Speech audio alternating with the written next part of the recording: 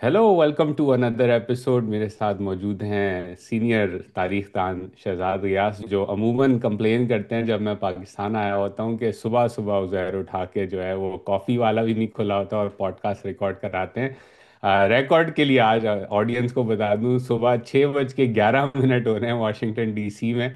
और मैं मौजूद हूँ शहजाद के साथ। और इसलिए मौजूद हूँ क्योंकि शहजाद ने बोला बस आज ज़रूरी है कि हम शुरुआत करें नए चीफ मिनिस्टर आफरीदी साहब के बारे में बात करते हुए। तो आप जल्दी जल्दी उठें और डिले नहीं हो सकता इस बात पे। तो शहजाद कैसे हैं, और बताएं नए चीफ मिनिस्टर आपको इतने अच्छे लग गए कि आपने मुझे सुबह के 6 बजे उठा दिया। वालेकुम अस्सलाम। देखने वाले को भी वालेकुम अस्सलाम। आज सुबह इतने आप मुझे अच्छे लग रहे थे, इतना मैं खुश हो रहा था। आपको मैंने इतना खुशहाल मैसेज भेजा, इतनी अच्छी फीलिंग्स मुझे आई, सारी आपने खत्म कर दी। नहीं मरूंगा अब किसी जंग में, ये सोच लिया। मैं अब की बार इश्क इमरान में मारा जाऊंगा। आ, सर, मुझे तो लगता है सुहेल आफरीदी जो है वो एक बेहतर क्रिकेटर थे इमरान खान से।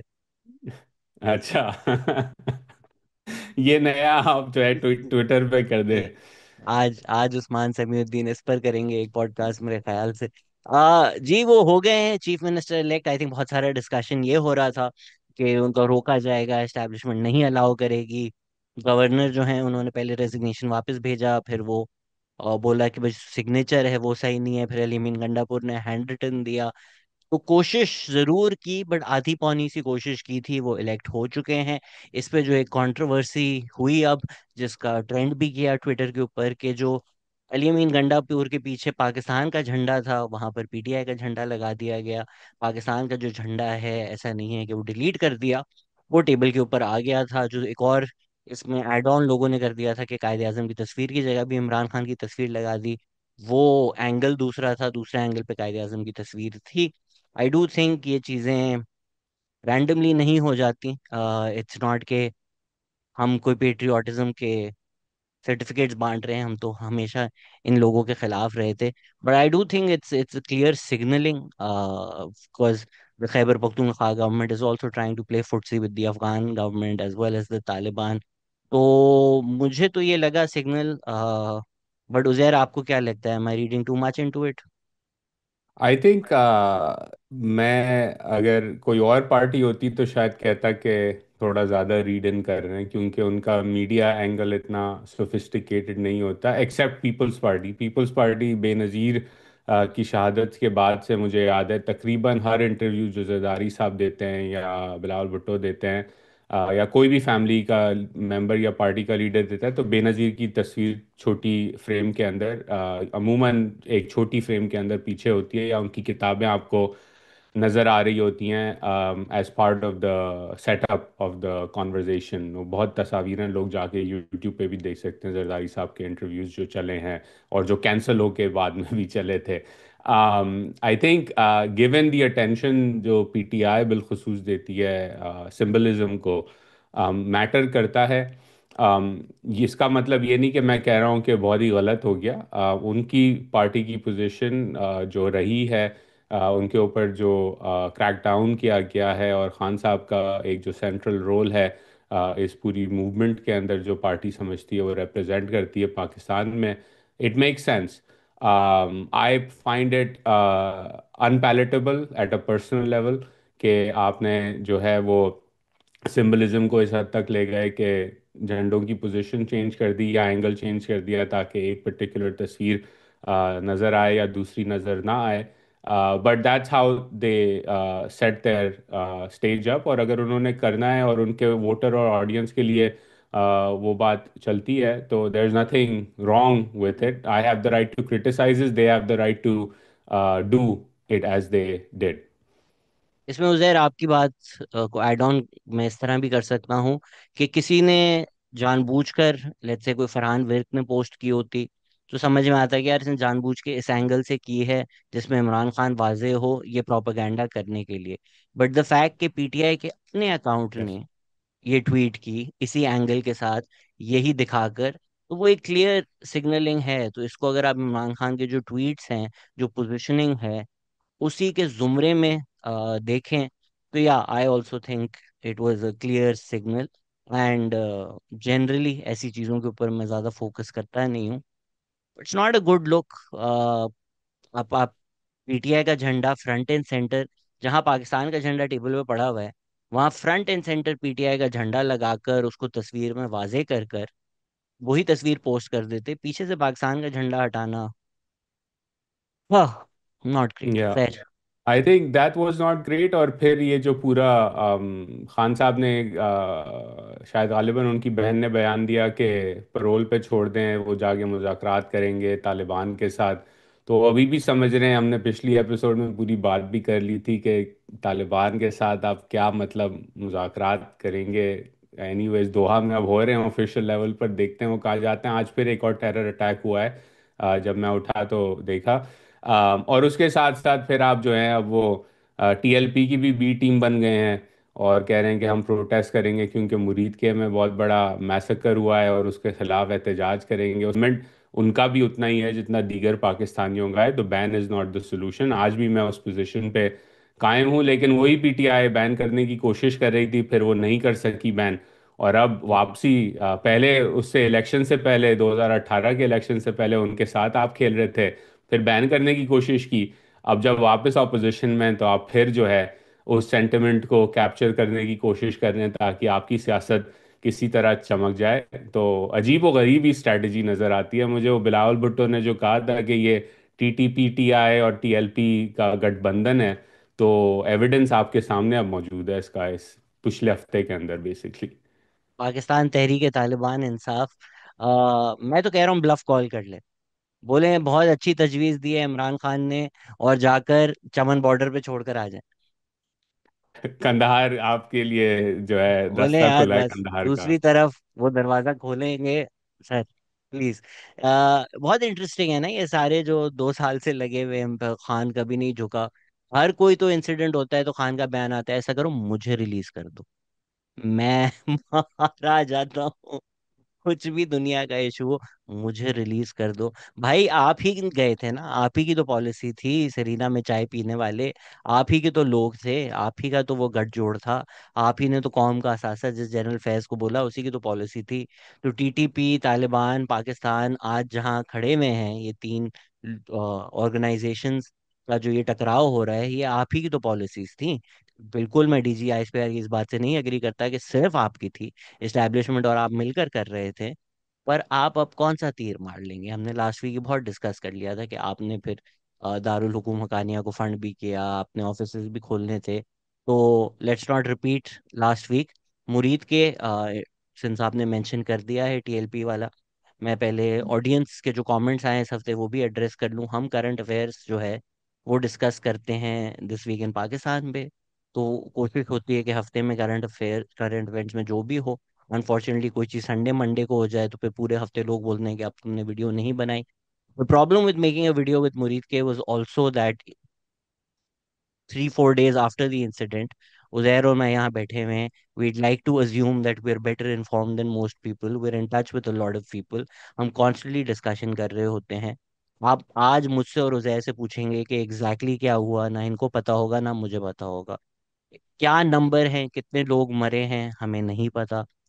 कुछ लोग कह रहे हैं 5, कुछ लोग कह रहे हैं 10। आई थिंक टीएलपी के भी जो मैक्सिमम एस्टिमेट है वो 17 है। प्रोपागेंडा जो 1000 का हो रहा है उस पर बाद में आएंगे। ना हमें नंबर का पता है, एग्जैक्टली वहां पर क्या हुआ हमें नहीं पता, इन्फॉर्मेशन अब तक पूरी नहीं आई खुलकर।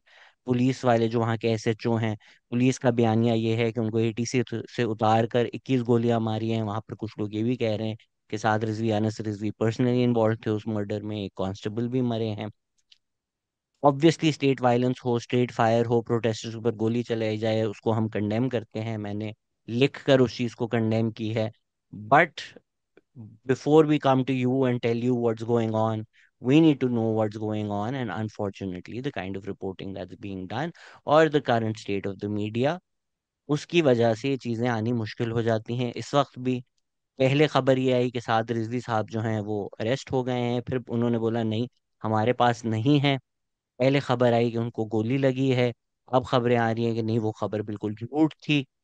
अब जो लोग गैस कर रहे हैं कि अनस रिजवी पुलिस के पास हैं बट साद रिजवी मिसिंग है, इस वक्त भी चीजें इतनी इन इन दी एयर हैं that I don't even know कि मैं आपको क्या ब्रेक डाउन दूं, जब मुझे खुद नहीं समझ में आ रही क्या हो रहा नहीं, 100%। और अगेन एज यू सेड के हमने काफ़ी लोगों से पूछा, और you were part of some of these conversations. The consensus यू था, जो people who we trust who do solid journalism in Pakistan, 7 to 10 maximum था, 4 या 3 मिनिमम रेंज थी। तो आप कह रहे हैं बिटवीन 3 to 10 हम कह सकते हैं। दैट आई कैन से कि those who know this and report on this have heard directly from TLP sources के इतने लोग जाम बाग हुए हैं। एक भी शहरी प्रोटेस्ट करता हुआ मारा जाए तो वो कंडेमनेबल है, क्योंकि उसका right to protest, peaceful protest by the way, enshrined है कॉन्स्टिट्यूशन के अंदर, और वो हक उसके पास होना चाहिए, चाहे आपको उसकी आइडियोलॉजी या उसकी पोजीशनिंग कितनी भी नापसंद लगे रियासत को या आपको एट अ पर्सनल लेवल। जो मुझे टीएलपी की सियासत और उसकी आइडियोलॉजी पर्सनल लेवल पे बहुत नापसंद लगती है, लेकिन इसका मतलब ये नहीं कि उनका जो हक है गैदरिंग का, पॉलिटिकल स्पीच का, वो उनसे ले लिया जाए। अब उसके साथ साथ अगर हम देखें तो ये भी है कि आपने जैसे कहा कि पुलिस कांस्टेबल भी मारा गया उस पूरे क्लैश के अंदर। तो अगेन आप अगर दूसरे ममालिक जिन्हें हम कहते हैं कि जमहूरी ममालिक की मिसाल लें, तो प्रोटेस्टर अगर पुलिस के ऊपर चढ़ दौड़ें, वायलेंस करें, उनको कत्ल कर दें, तो फिर रियासत का जो रिएक्शन होता है वो बहुत ही जो है स्ट्रांग होता है। इवन इन कंट्रीज जहाँ पर बहुत प्रोटेक्शंस हैं फ्री स्पीच और वायलेंस की, such as the United States of America, जब वायलेंस होता है तो फिर रियासत पूरी की पूरी आपके ऊपर, डिपार्टमेंट ऑफ जस्टिस और एफबीआई से लेके काउंटर टेरर तक सब आपके ऊपर चढ़ जाते हैं। विच है। Are the rules protester of the was game. Shot on January 6th। Exactly exactly. तो आप जब अगर वायलेंस की तरफ आएंगे तो फिर a lot of things fall to the wayside, और पुलिस वाले को मारना जो है वो भी कंडेमनेबल है। हम अमूमन भूल जाते हैं इस बात को कि पुलिस वाला या जो कांस्टेबल है वो भी बेचारा लोअर मिडिल क्लास का शख्स है, जिसके 4-5 बच्चे होते हैं, बेसिक इनकम कमाता है, लोगों से सारा दिन गालियां खाता है। जब कोई क्राइसिस होता है तो फ्रंट लाइन पे वही होता है, और जब जान जाती है तो सबसे पहले उस बेचारे या उन बेचारों की जाती हैं। तो उन्हें भी ज़रा अपने अपने जहन में रखा करें। अगेन उसके बाद जो कुछ हुआ, as you said, conflicting details, कुछ डिटेल्स जो आई हैं, अगेन नुक्ता ने एक पूरी रिपोर्ट की कि साद रिजवी के घर से क्या क्या बरामद हुआ। महंगी महंगी घड़ियां, करेंसी नोट्स, इतना कैश के मैंने किसी को कहा कि ये जो स्टार्टअप फाउंडर्स हैं हमारे, बेचारे सीरीज ABC के लिए घूमते रहते हैं फंडिंग के लिए, वो साद रिजवी साहब के पास ही चले जाते तो सीरीज तक आपको फंडिंग जो है वो पूरी की पूरी मिल जाती। या आप रिलीजियस एंटरप्रेन्योरशिप में जाएं, आप टेक एंटरप्रेन्योरशिप छोड़ें, बड़ा अच्छा धंधा लग रहा है पाकिस्तान में, गिव इन, और ये कंफर्म्ड है, ये कोई प्लांटेड स्टोरी नहीं है, ये उनके घर से बरामद हुई हैं। तो फिर सवाल बनता है कि क्या साद रिजवी साहब, जो कि कितने बड़े सियासी लीडर हैं पाकिस्तान के, जो कि हैं, मैं टंग इन चीक नहीं कह रहा, he has a big following, क्या वो इनकम टैक्स फाइल करते थे, क्या पेपर वर्क जमा कराया, ये कैश कहाँ से आया, घड़ियां कहाँ से आई? लोग कहेंगे जी तोहफा दिया, तो तोहफा भी आप डिक्लेयर करते हैं कि आपको जब मिलता है, आप इतने बड़े लीडर हैं। तो अगर आप बगैर डिक्लेयर किए हुए ये सारी हम्म। चीज़ें और अयाशियाँ और इतनी लग्जरी में डूब रहे हैं अपने घर के अंदर, तो सवाल ये भी बनता है कि आपने क्या इस्लाम को वेपनाइज करके अपनी दुकान ही चमकाई है, या कुछ और किया है? ये भी सवाल पूछना चाहिए लोगों को। In the name of the prophet, Saad Razi made a lot of profit. या which is the biggest, I mean, अगर आप जो हैं कंजर्वेटिव छोड़ें, आप किसी भी तरह के मुसलमान हैं, this is the most unpalatable thing जो आपके दिल को जाके लगेगी, कि एक ऐसा शख्स जिसने दीन और नबी अकरम सल्लल्लाहु अलैहि वसल्लम के प्यार को इस्तेमाल करके इतना पैसा बनाया। तो अब आप सोचें कि वो क्या एक लीडर है जिसको फॉलो किया जाना चाहिए, या कुछ सोचना चाहिए लोगों को भी इस बारे में। आई मीन ये तो अक्रॉस आवर सोसाइटी है। एक और दीनी ऑर्गेनाइजेशन है, उधर कोई गए थे उनके हेड ऑफिस, उन्होंने बताया कि बेसमेंट का पूरा फ्लोर सिर्फ कैश है। इतना वहाँ पैसा पैसा प्रोसेस होता है कि आप सोच भी नहीं सकते। तो unfortunately, as you said Uzair, इसमें जो आप बातें कर रहे हैं I agree with all of them. मैं भी शायद आपके जितना फ्रीडम ऑफ स्पीच एब्सोल्यूटिस्ट नहीं हूँ, बट स्टिल 90% तो मैं हूँ। तो ये जो बैन वाला हमारा कल्चर है कि हर चीज़ उठा के बैन कर दो, मैं उस चीज़ के भी खिलाफ हूँ। ऑब्वियसली बेसिक सी बातें हैं कि पुलिस ने अगर प्रोटेस्टर्स पे गोली मारी है, नाहक मारी है, हम उसके खिलाफ हैं, एक भी इंसान को मारा जाए वो बिल्कुल गलत होता है।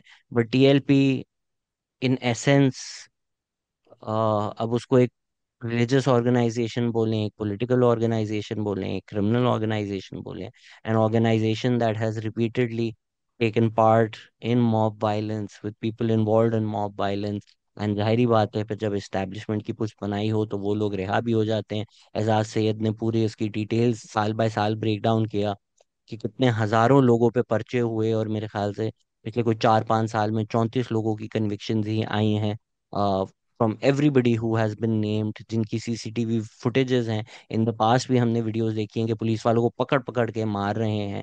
तो एक ऑर्गेनाइजेशन जिसका इथॉस ही यही है, जो एग्जिस्ट ही इसलिए करती है, जो बार बार स्टेट को हॉस्टेज रखती है। Sure may be banning isn't the solution, but क्या करें फिर, how how to deal with this? अगर आई तो मुझे अभी भी लगता है कि स्टेट सीरियस नहीं है। ये मेरा स्केप्टिसिज्म आप कह लें, बट क्या करें भाई फिर? आई थिंक देखिए, कुछ महीनों पहले हमने इस पे बात की थी जब then army chief general Munir, now field marshal general Munir, उन्होंने जब बात करना शुरू की थी Pakistan must be a hard state. और हमने बहुत क्रिटिसाइज किया था उस स्टेटमेंट को, क्योंकि दैट टिपिकली जहन में जब बात आती है, जब ऐसी बात कोई पाकिस्तान का फौजी लीडर करता है कि आप जो हैं हैम फिस्टेड वायलेंस किनेटिक फोर्स इस्तेमाल करके जो है you will engage with people you don't like, which I am deeply uncomfortable with. लेकिन हार्ड स्टेट का एक और इंटरप्रिटेशन जो है वो ये है कि जो कवानीन हैं पाकिस्तान के, वो लागू किए जाएं। फॉर एग्जांपल, अगर आप एक सियासी जमात चला रहे हैं जिसके पास इतना पैसा है, जो कि साद रिजवी साहब के घर से निकला है, तो ये लीगल वायलेशन है of all sorts of laws, charitable laws, non profit laws, declaration laws, foreign funding laws की पोटेंशली बन सकती है कि पैसा कहाँ से आया, ट्रेसेबिलिटी है या नहीं है। ये एक राउट है। दूसरा राउट, कि आप अगर मदारिस और मसाजिद को इस्तेमाल कर रहे हैं to use your freedom of expression but it's crossing into the threshold of violence और हेट स्पीच, इसके भी कवानीन मौजूद हैं कि आप उन मसाजिद को, सरकार जो है वो रेगुलेट करती है और उसकी ओवरसाइट सरकार के पास आती है। तो सरकार जो है, और जो अब हो रहा है, मैंने 2-3 वीडियोस देखी हैं कि देर आर सम प्लेसेस जहाँ पर एक्शन अब हो रहा है। तो उन मसाजिद और मदारिस का ऑपरेशन जो है वो सरकार अपने हाथ में ले सकती है और लॉ इम्प्लीमेंट कर सकती है। नंबर दो। नंबर तीन, अगर ये जो जिसकी आपने बात की, जिन्होंने मॉब वायलेंस में पार्टिसिपेट किया, उनकी प्रोसिक्यूशन ओपन शट केस है, पाकिस्तान के कवानीन मौजूद हैं पीनल कोड के अंदर जिसके ऊपर ओपन शट केस है, आप उसे प्रोसिक्यूट करें। नहीं होते, क्यों नहीं होते? क्योंकि वो सियासी कन्वीनियंस सामने आ जाती है, जिसकी वजह से कमिटमेंट्स जो हैं इंडाइटमेंट के बाद सज़ा नहीं होती लोगों को। आप ये तीसरा रास्ता इस्तेमाल करें। चौथा रास्ता आप जो इस्तेमाल कर सकते हैं वो ये कि अगेन ये सारी ऑर्गेनाइजेशंस और उनके लीडर्स की जो फाइनेंशियल फ्लोज हैं, उसके अंदर आप तहकीक करके उन्हें फाइनेंशियल क्राइम्स के अंदर जो है आप अरेस्ट करके प्रोसिक्यूट कर सकते हैं, जो कि अगेन ओपन शट केसेस होते हैं। बात कहने की ये है कि अगेन ये चीज़ें अमेरिका की, मैं जहाँ रहता हूँ उसकी सियासत का भी हिस्सा रही हैं। पुराने ज़माने में एल कपोन हुआ करते थे जो कि टेरराइज करते थे शहरियों को, मॉब पूरा एक माफिया सिस्टम चलाते थे। एंड में जाके उन्हें किस बात पे पकड़ा? टैक्स मनी वायलेशंस लॉन्ड्रिंग पे या। पकड़ा, मनी लॉन्ड्रिंग पे पकड़ा ना। तो रास्ते बहुत हैं, ban is not the solution. Pakistan में कवानीन की, and you know this better than I do, कोई शॉर्टेज नहीं है। The issue is the implementation and the equitable implementation of the law. और अगर आप ये सारे काम करें तो अगेन ऑर्गेनाइजेशन लाइक टीएलपी, अगर वो पीसफुल पॉलिटिकल आइडियोलॉजिकल सियासत में हिस्सा लेना चाहती है तो ज़रूर ले। लेकिन इस वक्त जिस तरह वो बिहेव कर रहे हैं, they are crossing all sorts of legal lines, जिसके लिए बैन की ज़रूरत नहीं है। आप ऑलरेडी बहुत सारी चीज़ों पर एक्शन ले सकते हैं। मैंने अभी डॉन.कॉम खोला तो उस पर फिर आ चुकी है खबर। आई बिलीव मरियम औरंगजेबी हैं या असमा बुखारी हैं, भी आई कुडंट सी क्लियरली। उन्होंने बोला है कि हमने समरी सेंटर को भेज दी है अबाउट बैनिंग टीएलपी। तो let's see what happens on that front. I do think कि पीटीआई हो या टीएलपी हो, क्योंकि वो एस्टैब्लिशमेंट की बनाई हुई पार्टीज हैं, एस्टैब्लिशमेंट की पुष्ट बना ही रही है, तो वो लॉ में एक चीज होती है कस्टम, कि अगर चलें एक लॉ टूट रहा है पर वो रोज ही टूटता है और कुछ नहीं बोलता, तो आपको एक आदत हो जाती है। तो दोनों पार्टीज को सॉर्ट ऑफ आदत हो गई थी कि हाँ ये तो हम करते ही हैं, हम प्रोटेस्टर्स पे जाते हैं, चीजें तोड़ते हैं, रेड जोन्स में घुसते हैं, हमें कभी कोई अरेस्ट नहीं करता, तो ये तो हम, इसमें मसला क्या है अब। तो टीएलपी का भी यही हो रहा है, पीटीआई के टाइम पे भी क्रैकडाउन हुआ था, उसके बाद फिर डील हो गई थी। तो जो पुलिस वाले हैं, इस पे एजाज सईद ने भी रिपोर्ट किया है, आई बिलीव इमाम गनी थे उस वक्त पुलिस में, you sort of transferred all the people who did the operation against the TLP. You made police officers go and apologize to Saad Rizvi.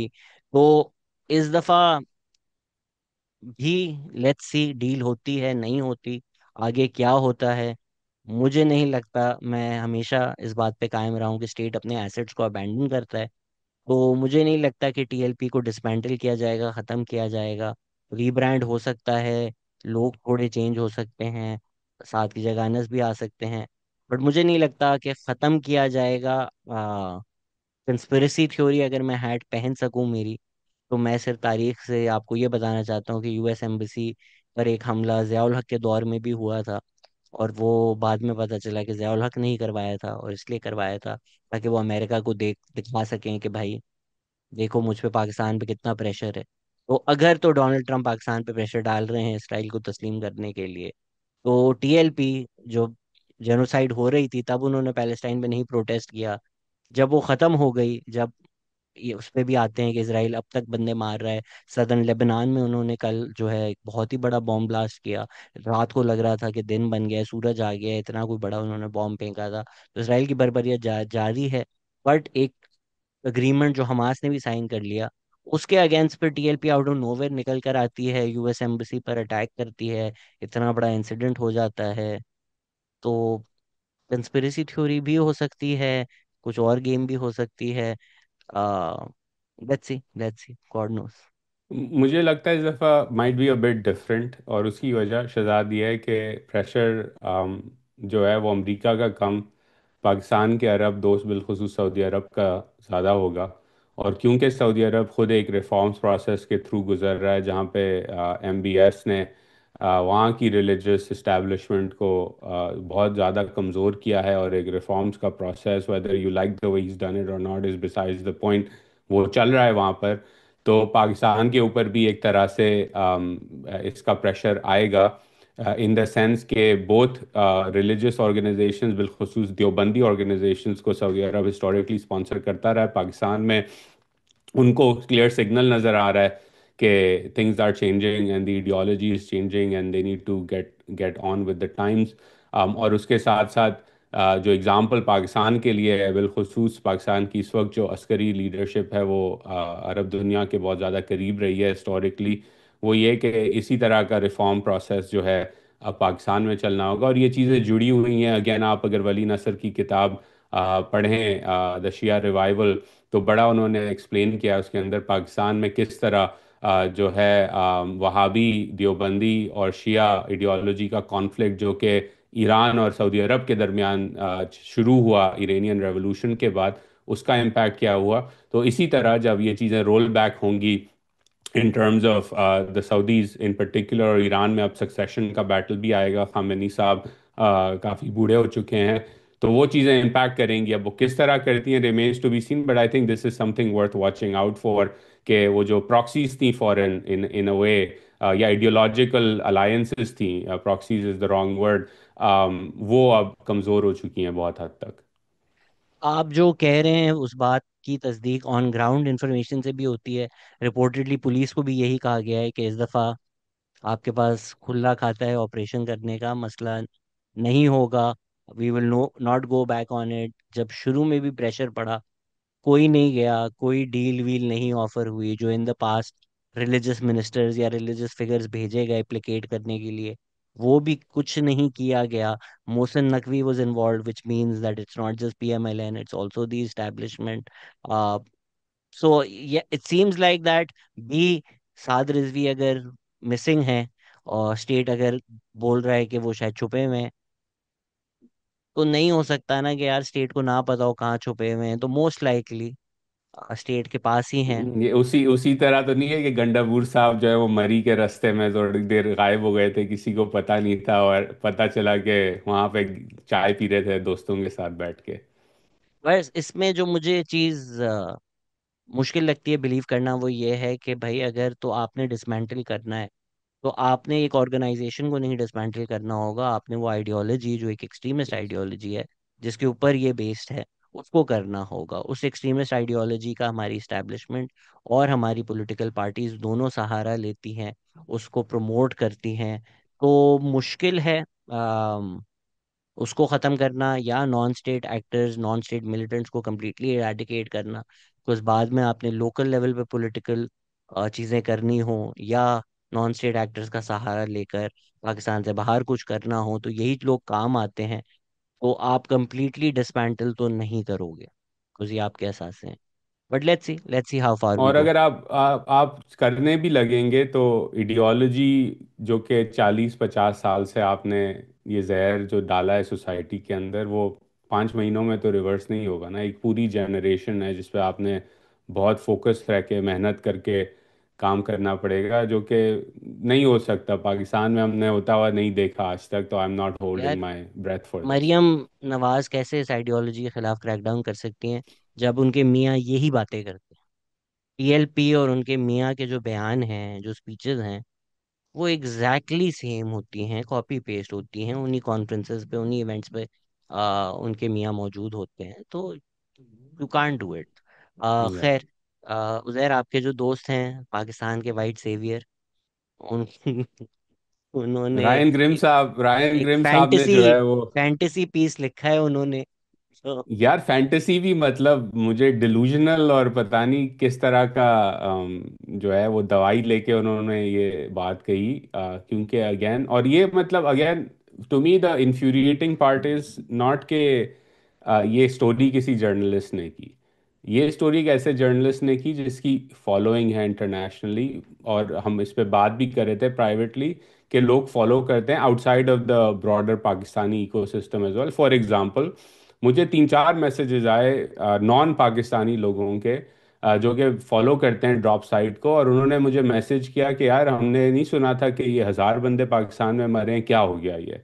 तो then I to explain to them कि क्या हुआ। So for context, Ryan Grim Drop Site News बड़ा इदारा है, following काफ़ी है online उनकी, वेस्टर्न ऑडियंसेस भी पढ़ते हैं। लेफ्ट साइड का हम कह सकते हैं कि एंटी कॉलोनियल, एंटी इंपीरियलिस्ट उनका स्लांट होता है, विच इज़ फाइन।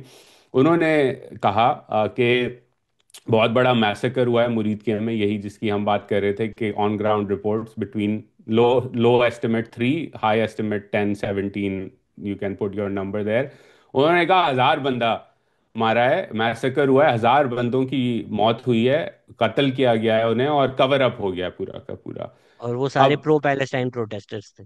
वो सारे प्रो पैलेस्टाइन प्रोटेस्टर्स थे जो कि फ़लस्तीन के लिए निकले थे, और पाकिस्तान की अफवाज और पाकिस्तान की पुलिस ने उन्हें कत्ल कर दिया, कत्ल को छुपा दिया, क्योंकि ये टाउट्स हैं अमेरिका के, और अमेरिका चाहता है कि पाकिस्तान जो है वो अमेरिका के साथ खड़ा रहे और इवेंचुअली इसराइल को रिकग्नाइज करे। देयरफॉर ये सारा काम हो रहा है, और आसिम मुनीर को तो लगाए अमेरिका ने था, अमेरिकी साजिश थी डोनाल्ड लू वाली।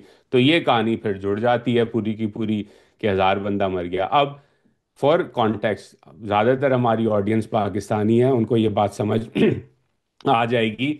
दूसरे जो नहीं है, जो कुछ वीपीएन लगा के हमारे इंडियन दोस्त भी सुनते हैं, उन्हें भी पता होगा इंडिया में भी इसी तरह होता है मुसलमानों के जनाजों में, कि जब मस्जिद से जनाजा निकलता है तो it is a cultural part of our upbringing कि आप कंधा देते हैं जोहर की नमाज के बाद और असर की नमाज के बाद। इसीलिए किया जाता है नमाज के बाद जनाजा, कि आपकी एक ड्यूटी है कल्चरल रिलीजियस के, किसी का भी आप जानते भी ना हो तो कंधा देना मुर्दे को आपकी एक ड्यूटी है, तो लोग देते हैं। तो छोटा सा भी जनाजा हो तो 50-100 बंदा तो आपको मोहल्ले में कब्रिस्तान जाता हुआ नजर आ जाएगा, क्योंकि this is part of our duty. अब रायन ग्रिम साहब को कोई ये बात समझाए कि खुदा के बंदे, पाकिस्तान में अगर 1,000 बंदा इस तरह मारा जाए तो आपको हर फ्यूनरल पे 1,500 बंदा निकलता हुआ नजर आएगा, और क्योंकि 1,000 है तो वो एम्पलीफाई होगा, हर जगह नजर आएगा। और 1,000 जो है नमाज जनाजा को, 1,000 बैरियल्स को छुपाना नामुमकिन है पाकिस्तान जैसे मुल्क में, क्योंकि कब्रिस्तान ही फुल है हमारे यार। पाकिस्तान की किसी भी आप छोटे शहर में भी चले जाएं और पूछ लें वहाँ के कब्रिस्तान के मैनेजर से, जो लोग वहाँ पे मुर्दों को दफन करते हैं, कहेंगे जगह नहीं है सर। हर दफ़ा जब कोई मौत होती है तो 8-10 घंटे लगते हैं जगह ढूंढने में, अगर आपने जगह रखी हुई ना हो आपके ख़ानदान ने। तो 1,000 बंदा इस तरह मरे, और आप इंटरनेशनल एक रेप्यूटेबल किसी तरह से, कोट अनकोट मैं अब कहूँगा उनको, क्योंकि in my view all reputation has been lost, आप क्लेम कर रहे हैं 1,000 बंदा पाकिस्तान की फौज ने मार दिया और वो छुपा दिया और किसी को नहीं पता। लाइक कम ऑन, अगर आप रिपोर्टर हैं थोड़ी सी डिसेंसी रखें। ऑन ग्राउंड बहुत ज़बरदस्त रिपोर्टर्स हैं पाकिस्तान में जो Yep. इस्टेब्लिशमेंट के क्रिटिक्स रहे हैं, जेलों में गए हैं, केसेस उन्होंने फाइल हुए हुए हैं उनके खिलाफ, उनको मारा पीटा गया है, उनके हाथ तोड़े गए हैं। उनसे बात कर लो यार। आप कैसी ये रिपोर्टिंग कर रहे हो कि 1,000 बंदे, like it's disgusting and it's criminal in many ways. Absolutely यार, आप अगर चलें, आप जनाजे की बात कर रहे हैं, अगर कोई अपेरेंटली आर्टिकल में ये भी लिखा हुआ था कि ये सब इमरान खान के लिए किया जा रहा है। मैंने खुद तो नहीं पढ़ा, बट किसी ने कमेंट किया था that Imran Khan was also mentioned as one of the angles why this was done. तो क्योंकि वो सेम ही इकोसिस्टम है, रायन ग्रिम के जो सारे दोस्त हैं, जो जो सारी सोर्सेज हैं, सारे पीटीआई वाले हैं, या ये जो एक्स आई साइट आउट्स थे, जो अपने आप को यहाँ पे जर्नलिस्ट कहते थे, वो वहां जाकर अब उनको वो खबरें दे रहे होते हैं। भाई चलो ठीक है, जनाजे नहीं हुए, बॉडियां डंप हो गई, सब यतीम थे, कोई किसी का दोस्त नहीं था, किसी की बहन नहीं थी, किसी की माँ नहीं थी, किसी का बाप नहीं था। अब तो हो गए ना 4-5 दिन। अगर तो सबकी फैमिली में दो लोग भी हैं, दो पड़ोसी भी हैं, आप और मैं जो गुजरावाला में रहते हैं, जो मुरीदके में रहते हैं, जाओ साथ वाले घर में, भाई आपके घर में से कोई मरा है, भाई आपके घर में से कोई मरा है। बेसिक फैक्ट फाइंडिंग है ना यार। अगर तो 1,000 लोग मरे होते, 500 लोगों का, 500 फैमिलीज को भी आपने चुप करा दिया, तो 500 फैमिलीज के भी 5-5 मेंबर घर के दोस्त आ जाएं, 1,500 लोग प्रोटेस्ट कर रहे होते पोस्टर्स के साथ। बलोच मिसिंग पीपल जब होते हैं वो तस्वीरों के साथ आते हैं, फैमिलीज आती हैं, बोलती हैं ये इंसान है, ये इसका नाम है, ये इसकी बेटी है, ये इसका बाप है। शनाख्ती आप कह कार्ड रहे दिखाते हैं। आप कह रहे हैं ओवरनाइट 1,000 लोग जो हैं वो मार दिए गए। अच्छा जी, कहाँ हुआ है ये? मतलब दुनिया भर का क्रैकडाउन करने के बाद, इंटरनेट बंद करने के बाद, गाजा से हमें रोज वीडियोस आती हैं। आप कह रहे हैं हार्ट ऑफ पंजाब में ये हुआ, एक वक्त जहां हर इंसान के पास सेल फोन है, कोई हमें वीडियो नहीं आई। एक इतनी बड़ी ट्रक थी, मतलब एक ट्रक में, मतलब इतना मुझे बेसिक करके समझाना पड़ रहा है क्योंकि उन्होंने इतने जाहिल तरीके से ये फैंटेसी बोली है। कितनी लाशें आप एक ट्रक में डाल सकते हो? कितने ट्रक आए होंगे? तो 15-20 उनको ट्रक आए, दफनाया किधर? दफनाया किधर? गायब कर दिए, इंसिनरेट कर दिए। बट चलो 15-20 ट्रकें आई, ठीक है, वो कहीं से आई कहीं गई। पूरे रास्ते में लोगों के घर हैं, लोग रहते हैं, एग्जिस्ट करते हैं। ये कहाँ हैं वीडियोस? 1,000 बंदे का बॉडीज। खून सड़क पे था, उस खून को धोया किसने? उसके ऊपर जो वही है वो जिस तरह, कौन वही सा वही फायर ब्रिगेड 26, आया? वही सेम 26 नवंबर वाला प्रोपागेंडा है। सेम लोग कर रहे हैं। इमरान खान का भी ट्वीट आ गया, civilian massacre like the one on 26 नवंबर। तो एक पूरा इकोसिस्टम बन चुका है। And just because somebody has progressive views and has leftist leanings does not mean that that person is not an Orientalist, is not a racist. All of Ryan Grimm's journalism comes from this assumption that Pakistan में सारे journalist नल्ले हैं, पाकिस्तान में सब झूठे मक्कार लोग रहते हैं, इनके हॉस्पिटल्स वाले भी झूठे हैं। भाई आपने इतनी गोलियां मारी कि 1,000 लोग मर गए, तो 1,000 मरे तो फिर 10,000 लोगों को गोली लगी होगी ना। मतलब जख्मी तो फिर हमेशा तो ज्यादा ही वो होते हैं। शेल्स शेल्स किसने उठाए सारे, ये भी बता दें। वो कौन से हॉस्पिटल गए थे? सारे डॉक्टर भी, ये 26 नवंबर को भी एग्जैक्टली सेम यही रायन ग्रिम की रिपोर्टिंग थी। सारे डॉक्टर्स हर हॉस्पिटल्स में, वो सब के सब झूठे हैं। हर पाकिस्तानी जर्नलिस्ट झूठा है, हर पाकिस्तानी शहरी झूठा है। पूरे के पूरे हम शहर जो हैं वो जाहिल अनपढ़, जिस तरह आप पाकिस्तान में बैठकर बात करते हैं ना बलोच लोगों के बारे में, सिंधी लोगों के बारे में, तो सब ज़हनी गुलाम जाहिल हैं। उस तरह ये गोरे लोग बाहर बैठ के हमारे पूरे मुल्क के लोगों के बारे में समझते हैं। शहर में हर कोई खामोश, बेजमीर, जमीर बेच कर बैठा हुआ था, जिसने सब कुछ देखा वो खामोश हो गया। हॉस्पिटल में सारे डॉक्टर्स झूठे थे। कोई journalist of any merit Pakistan में नहीं एग्जिस्ट करता। 26 नवंबर को भी हमने देखा, मतीउल्लाह जान जैसे लोग गए हॉस्पिटल्स, खबर निकालने की कोशिश की। And now almost 1 year down the line, कोई कोई सीनियर रिस्पेक्टेबल आदमी नहीं है जो उस फिगर को 26 नवंबर के 15 16 इससे ज्यादा बता सके। ज्यादा ज्यादा 20 बोल देगा। तो वो जो सारा हंड्रेड्स का प्रोपागेंडा किया था उस वक्त, वो झूठ हो गया। अब ये नया प्रोपागेंडा इन्होंने रिपीट किया है, वही केओस क्रिएट करने के लिए, कि भाई किसी ना किसी तरह से पाकिस्तान में इंटरनेशनल प्रेशर के थ्रू रिजीम चेंज आ जाए।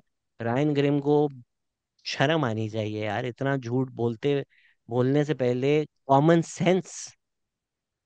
यार, सेंस ही कहीं एंड से इट कुछ सोच शोज कि लेता यार। एक एक ऐसा मुल्क जिसे वो कवर किए जा रहे हैं उसके कल्चर और उसके उसके कल्चर सोसाइटी के तौर तरीकों के बारे में उन्होंने कुछ सीखने की कोशिश नहीं की। For example, again common sense की बात है, ऑडियंस को ये बात समझ आ जाएगी।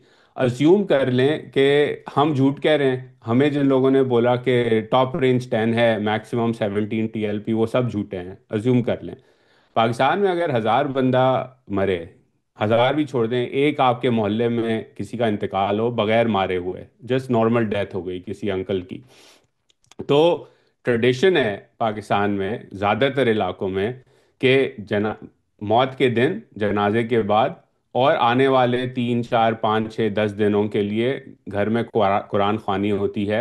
लोग अपनी कंडोलेंसेस देने आते हैं, मुलाकात करने आते हैं, अफसोस करने आते हैं, और ये ट्रेडिशन है।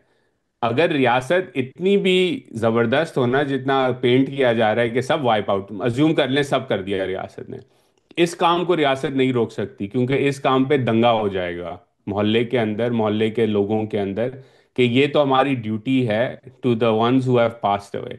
तो अगर आपने थोड़ी सी भी रिपोर्टिंग, अगर आप एक रिपोर्टर हैं जिसे लग रहा है कि सब कुछ कवर अप हो चुका है, आपने सिर्फ मुरीद के में किसी एक स्ट्रिंगर को कहना है कि यार मुरीद के चक्कर लगाओ, जरा देखो तो कि कुरान ख्वानियाँ कितनी हो रही हैं अगले हफ्ते के अंदर। क्योंकि आप कुरान ख्वानी को नहीं रोक सकते। आप उस कुरान ख्वानी पे अगर खाना सर्व किया जा रहा है जो कि किसी केटरर के थ्रू आ रहा है, देग आ रही है खाने की, या नान आ रहे हैं नान वाले से, तो बहुत तरीके हैं इस बात को क्रॉस चेक करने के, कि आप जाके पूछें भाईजान आपने पिछले 4 5 दिनों में कुछ अपटिक देखा है जनाजे की या सोयम की या कुरान ख्वानी के ऑर्डर्स का। तो आपको बता देगा सर ऑर्डर आए हैं, 1,000 से ज़्यादा आ गए हैं, क्योंकि ये तो ये हुआ है, हमने सुना है। ये चीज़ें नहीं छुपती भाई। और आपने इस कंट्री पे 3 साल से, या पता नहीं 3.5 4 साल से आप रिपोर्ट किए जा रहे हैं, कोट अनकोट ब्रेकिंग न्यूज़ दिए जा रहे हैं जो कि पाकिस्तान में कवर अप्स हो रहे हैं। ज़रा सा उसके तौर तरीके उस माशरे के समझें। अगर आप तौर तरीके समझेंगे तो आपको पता लग जाएगा कि इम्पॉसिबल है पाकिस्तान में 1,000 क्या 100 बंदे या 50 बंदे के जनाजों को छुपाना। लेकिन आपने खबर चला दी, और क्योंकि आप वेस्टर्न लेफ्ट लीनिंग इदारे को चलाते हैं जिसकी बहुत बड़ी फॉलोइंग है, बहुत सारे लोग जिन्हें पाकिस्तान का ABCD नहीं पता, मैप की लोकेशन शायद पूरी पता ना हो कि कहाँ पर है, वो अब समझ रहे हैं कि बहुत बड़ा मैसेकर हो गया पाकिस्तान में, which is absolute rubbish. And I know people driven by ideology will now be like, ये शहजाद और अवैर भी जो हैं ये भी बिक चुके हैं। अगर एक भी बंदा मारा है, और चलें हम इसको अगर बलूचिस्तान में ले जाएं, उजैर और मैं दोनों 1000 दफा कह चुके हैं कि हमारी इस्टेब्लिशमेंट लोगों को मारती है, डेड बॉडीज डंप करती है, मिसिंग पीपल इशू हम लोग उठा चुके हैं। हम नहीं कह रहे कि हमारी इस्टेब्लिशमेंट का मॉरल कंपस नहीं उनको अलाउ करता है ये करने का, वो कर चुके हैं, वो इन द पास्ट भी कर चुके हैं। पर फैक्ट्स मैटर यार, facts matter. Stating the obvious does not mean we're defending even one person. अगर नाहक मारा गया है, पीसफुल प्रोटेस्टर को मारा गया है, बट इसको एग्जैजरेट करना ताकि आपकी वेबसाइट चले, ताकि आपको क्लिक्स आ जाएं, ताकि आप यूएस में रह सकें, ताकि आप प्रोपागेंडा वीडियोस बना सकें, ताकि आप 3 3 हज़ार की भीख मांगकर यूएस में लैविश लाइफ गुजार सकें अपनी। आप लोग अपना धंधा चला रहे हैं और अपने धंधे के लिए सेंसेशनलिज्म कर रहे हैं। ये इसी तरह है कि पीटीआई की एक लीडर हैं संदाना गुलजार, उन्होंने पिक्चर शानदार पोस्ट कर गुजार। दी कि शहबाज शरीफ और नेतन्याहू मिले हैं। वो आर्मीनिया के प्रेसिडेंट थे। जब सबने उनको करेक्ट किया, उन्होंने फिर इवेंचुअली तस्वीर डिलीट कर दी, पर बोला कि मिले तो हैं फिर भी। अरे भाई यार, आप लोग करना क्या चाह रहे हो एट दिस पॉइंट? लाइक, एक और आप अगेन, झूठ। पाकिस्तान पाकिस्तान जैसे मुल्क में कॉन्टेक्स्ट ऐसी चीज कहने का ये है कि आप उसकी जिंदगी को रिस्क पे डाल रहे हैं कि एक ऐसे लीडर से पाकिस्तान का वजीर आजम मिला है, इतना कमजोर और इतना बुजदिल है कि उसने एक ऐसे लीडर से मुलाकात की जो कि जेनोसाइड कर रहा है गजा में। इस पे कोई भी उठा के जो है गोली चला सकता है पाकिस्तान जैसे माशरे में, बट आप जो हैं वो दिलेरी अब से झूठ फैला रही हैं। And now the problem is also become के ये ग्रिफ्टर्स हैं, इनको पैसा मिलता है। जो सोशल मीडिया है वो डिजाइंड है कि इनको क्लिक्स मिले, क्लिक के ऊपर इनको पैसा मिले, इनकी दुकानें चलें। फिर एक पीटीआई का पूरा इकोसिस्टम बना हुआ है जो उसको एम्पलीफाई करेगा, जो उसको प्रमोट करेगा, क्योंकि उनके पॉलिटिकल एजेंडा में है। तीसरा, फिर इंडिया का जो डिसइंफॉर्मेशन विंग है वो उसको एम्पलीफाई करता है, बिकॉज उनके भी इंटरेस्ट में है। तो फिर वो चीज़ें इतनी रिपीट होना शुरू हो जाती हैं। फिर पाकिस्तान के हमारे लोकल दराज के प्रोपागैंडिस्ट हैं जो अपनी आइडियोलॉजी के ऊपर, वो पॉलिटिकल हो या वो एक एक्सट्रीमिस्ट सॉफ्ट टीएलपी वाले यूट्यूबर हों, वो फिर शुरू हो जाते हैं। तो एक ऐसा लगता है व्हेन यू लॉग इन, यार सब तो ये बोल रहे हैं तो ये सच ही होगा। एंड देन वो बिग लाई का मकसद ये होता है कि आप बोल चलो 1000 नहीं मरे होंगे, 100 तो मरे। अरे नहीं यार, वो बिग लाई बोला ही इसलिए जाता है कि आप फिर इस तरह से सोचना शुरू करते हैं। And if your argument is literally as reductionist and as simplistic and as stupid as, क्योंकि पाकिस्तान में मीडिया पे कदगने हैं तो आपको सच नहीं पता चलेगा, तो फिर रिपोर्ट कर दो कि भाई कल जो है वो लियारी में एलियंस लैंड हुए थे। क्या एविडेंस है तुम्हारे पास? मेरे पास ये एविडेंस है कि पाकिस्तान में मीडिया सच नहीं बोलती। तो कुछ भी बोल दो ना यार पाकिस्तान में। या एब्सर्ड की तरफ चले, क्योंकि आपने एक बात की इंडियन मीडिया की, तो उससे एब्सर्ड मुझे याद आ गया। इस हफ्ते पूरे Indian media, social Indian media पर बिलखुसूस पूरी खबर चली कि अफ़गान तालिबान ने जो है वो झड़पों के दौरान पाकिस्तान का टैंक जो है वो ले गए और उसे फिर सड़कों पे डेमोन्स्ट्रेट किया कि पाकिस्तान का टैंक देखें, अफगान तालिबान ने, पाकिस्तान की फ़ौज भाग गई थी बॉर्डर से और वो टैंक लेके अफगानिस्तान ले आए हैं। उसकी वीडियो चल रही है, वीडियो चल रही है। अगेन, जब वीडियो ये चलती है, टू योर पॉइंट, मैसेजेस आने लग जाते हैं दोस्तों के जो इंडिया से हैं कि यार ये क्या हो गया, बताओ ज़रा कि इतनी इतनी झड़पें हो गई ये। तो उसका फैक्ट चेक फिर आ गया कि वो T-62 टैंक था। पाकिस्तान के पास T-62 टैंक है ही नहीं, ये अफगानिस्तान के पुराने टैंक हैं। फैक्ट चेक जब तक हुआ, डॉन ने आई बिलीव पहला फैक्ट चेक पब्लिश किया था इस पे, बाकियों ने भी किया होगा। The lie had already spread. तो फिर वही हुआ कि जब आप लोगों को बताएं कि नहीं ये T-62 है, तो कहते थे नहीं नहीं, तो कुछ और भी तो लेके फिर गए होंगे ना। ओए भाई यार, हम T-62 की बात कर रहे थे, अब आपने उसको जो है गोल पोस्ट मूव करके चला दिया कि अब वो यूनिफॉर्म्स भी दिखा रहे हैं और ये भी है और वो भी है। इस तरह जो है वो एब्सर्डिटी हुई इस हफ्ते इंडियन मीडिया की, कि पूरी कवरेज चला दी कि पाकिस्तान के टैंक जो हैं वो अफगान तालिबान चुरा के ले गए हैं बॉर्डर से। इससे पहले जहाज की भी चलाई थी कि ये देखें अफगान तालिबान ने पाकिस्तान का जहाज गिरा दिया। टर्न्स आउट वो इंडियन जहाज की ही वीडियो थी, वो एक पुराने आई बिलीव मेक की वीडियो थी जो क्रैश हुआ था probably during a training exercise. उधर टाइम कम है, मुझे टॉक पे भी जाना है। पर जो खबरें आ रही हैं कि अफगानिस्तान बॉर्डर पे अफगानिस्तान ने कोशिश किया दिखाने के लिए कि हमने after Pakistan alleged air strikes, Pakistan air strikes भी ऑल नो, कि हमने कुछ तो रिएक्ट करना है, तो उन्होंने बॉर्डर पे छोटी छोटी फोर्सेस भेज के अटैक किए जिसमें हमारे फौजी जवान भी मरे। अभी कल परसों की खबर थी, इफ्तिखार फिरदौस ने भी पोस्ट किया कि जिसको हम फ्रेंडशिप गेट बोलते थे वो भी फाड़ दिया। तो खबरें ये आ रही हैं कि अफगान तालिबान ने तो पे प्रेशर डाला कि आप इंटरवीन करें हमारे बिहाफ पर और सीज फायर करें। अब ये खबर आ रही है कि सीज फायर सॉर्ट ऑफ हमने एग्री कर लिया है कि दोहा में टॉक्स होंगी। बट ये अगेन सारी खबरें और जराए और इस टाइप की इंफॉर्मेशन है। उज़ैर, आपको क्या पता है?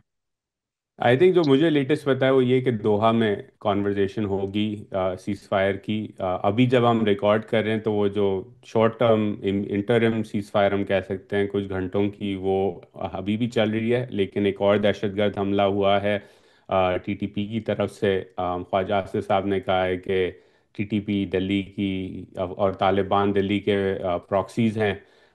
तो उसके ऊपर भी बातचीत चल रही है। अब दोहा में क्या होता है, लेट्स सी। बट मेरा तो व्यू ये है कि एक रूबिकॉन जो है वो क्रॉस हो गई है, और अब पाकिस्तान की स्ट्रेटजी बड़ी मुख्तलिफ होगी with what they now refer to as the Taliban regime, not the interim Afghan government. तो वो जो पॉलिटिकल डिप्लोमेटिक लेवल पे भी टर्मिनोलॉजी का चेंज हुआ है, ये चीज़ें मैटर करती हैं। अब पाकिस्तान एज अ रेजीम उसे कहता है, और कहता है कि ये रिप्रेजेंटेटिव गवर्नमेंट नहीं है, और अफगानिस्तान का सोल्यूशन सिर्फ और सिर्फ एक रिप्रेजेंटेटिव गवर्नमेंट है। विच अगेन हम इस पे बहुत बात कर चुके हैं कि बहुत देर हो गई आपको सीधे रास्ते पे आते आते, और नुकसान भी बहुत हो गया। अब आप कितने टाइम सीधे रास्ते पे रहते हैं?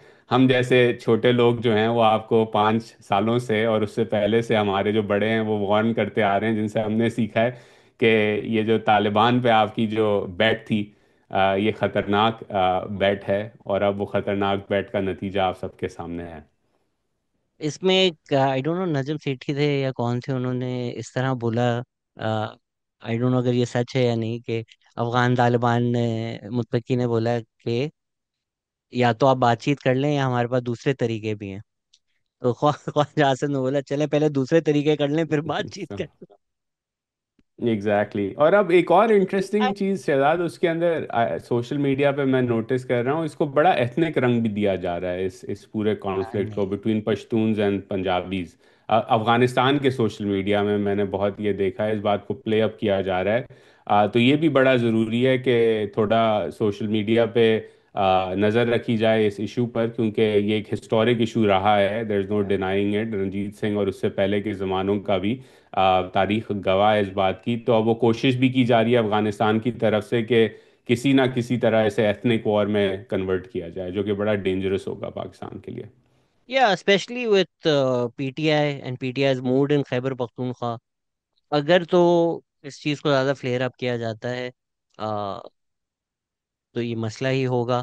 कॉल बैक कहते हैं स्टैंड अप कॉमेडी को में, एक चीज़ जो आपने शुरू में सुनी हो फिर वो एंड में आ जाए, तो कॉल बैक पे ये ख़त्म करते हैं। मेरे ख्याल से सोल्यूशन यही है, खान साहब को भेज दें। पैरोल दोनों पे। मसले दोनों मसले सॉल्व हो जाएंगे। वो मांग रहे हैं परोल, उनको परोल भी मिल जाएगी, वो फिर अफगानिस्तान भी चले जाएंगे, और फिर वो अफगानिस्तान जाकर बोलेंगे देखो मुत्तकी, अफगानिस्तान को मेरे से बेहतर कोई नहीं जानता। और फिर कितना खान मजा साहब आएगा। को जो है अगले साल खान का साहब नोबेल प्राइम मिलेगा। मिनिस्टर ऑफ अफगानिस्तान, वो वहां की उनको गवर्नमेंट चलाए। उनको वहाँ फिर जो है नॉमिनेट किया जाएगा नोबेल के लिए, और डोनाल्ड ट्रंप को एक बार फिर नोबेल नहीं मिलेगा अगले साल का, और इमरान खान को मिलेगा। ये मैं होगा कमाल। आई एम ऑल इन मुझे वो कैमरा चाहिए, वो डॉक्यूमेंट्री क्रू चाहिए, जब पहली दफा पूरी तालिबान का शूरा बैठे और खान साहब बोले देखो काबुल को मेरे से बेहतर कोई नहीं जानता, और वो देखेंगे ये क्या हो हमने गया? हमने सुना था हमारे पास अच्छा माल मिलता है पाकिस्तान में तो। वैल्यू एडिशन पाकिस्तान में हो रही है। ऑन दैट नोट थैंक अगले हफ्ते मिलेंगे। खुदा हाफिज। यू।